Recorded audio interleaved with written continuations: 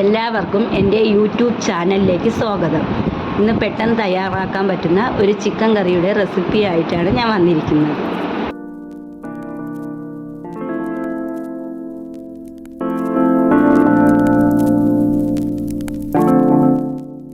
Chicken കറി തയ്യാറാക്കുന്നതിന് വേണ്ടി 3 സവാള അരിഞ്ഞത്, ചെറിയ ഉള്ളി,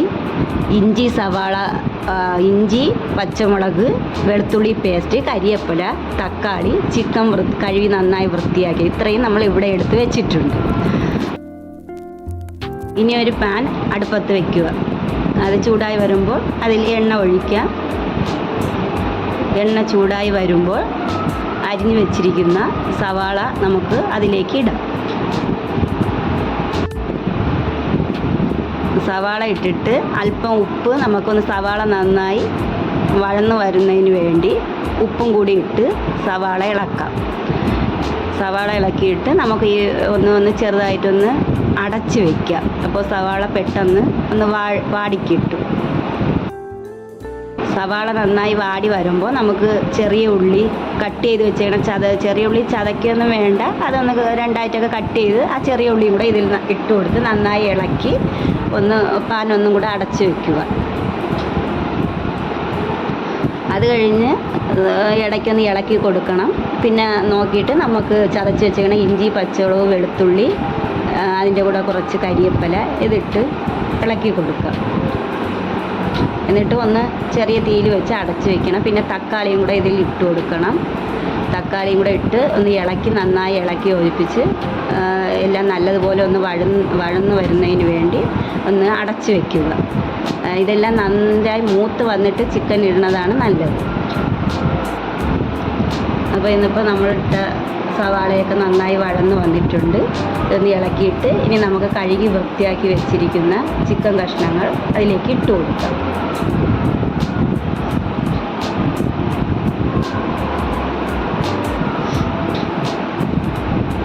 ചിക്കൻ കഷ്ണങ്ങൾ ഇട്ട് കൊടുത്തതിന് ശേഷം ഒന്ന് നന്നായി ഇളക്കി യോജിപ്പിക്കണം എല്ലാം കൂടി.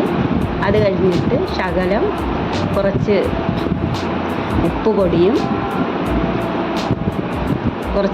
അതിലേക്ക് ഇട്ട് ഒന്നും കൂടെ നന്നായി ഇളക്കുക. അത് കഴിഞ്ഞിട്ട് കുറച്ച് മഞ്ഞൾപ്പൊടിയും കൂടെ നമുക്ക് ഇട്ട് കൊടുക്കുക. ഉപ്പും മഞ്ഞൾപ്പൊടിയും ചിക്കൻ കഷ്ണങ്ങളിൽ ഒന്ന് നല്ലതുപോലെ ഇളക്കി യോജിപ്പിച്ച് ഒന്നും കൂടി നമുക്കിത് അടച്ച് വെക്കണം. ഇപ്പോൾ ചെറിയ തീയിൽ ഇടുന്നതാണ് നല്ലത്.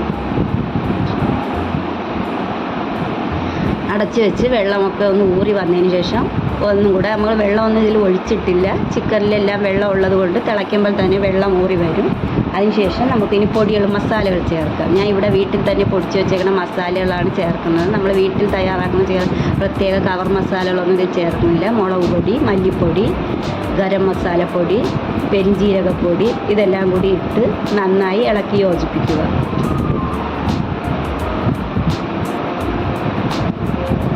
മസാലകളെല്ലാം ഈ ചിക്കൻ കഷ്ണങ്ങളിൽ പിടിക്കുന്നതിന് വേണ്ടി നന്നായി ഇളക്കി യോജിപ്പിച്ചിട്ട് ഇതുപോലെ നമുക്ക് ഒന്നും കൂടി ഇത് ചെറിയ തീയിൽ അടച്ച് വയ്ക്കാം.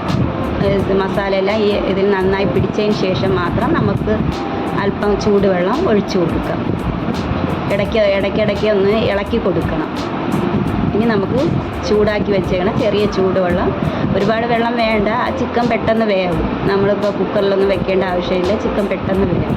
അപ്പോൾ കുറച്ച് വെള്ളം ഒഴിച്ച് ചെറിയ ചൂടുവെള്ളം ഒഴിച്ച് നന്നായി ഇളക്കി യോജിപ്പിച്ച് ചിക്കൻ അടച്ച് വെച്ച് വേവിക്കുക.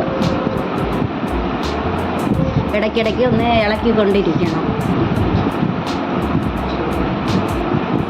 അങ്ങനെ നമ്മുടെ ചിക്കൻ കറി ഇവിടെ റെഡിയായി.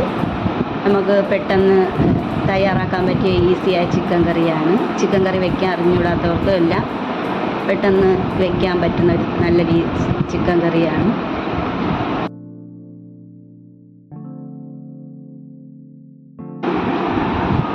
എൻ്റെ ചിക്കൻ കറി ഇഷ്ടമായെങ്കിൽ എല്ലാവരും എൻ്റെ ചാനൽ ലൈക്ക് ചെയ്യുക, സബ്സ്ക്രൈബ് ചെയ്യുക.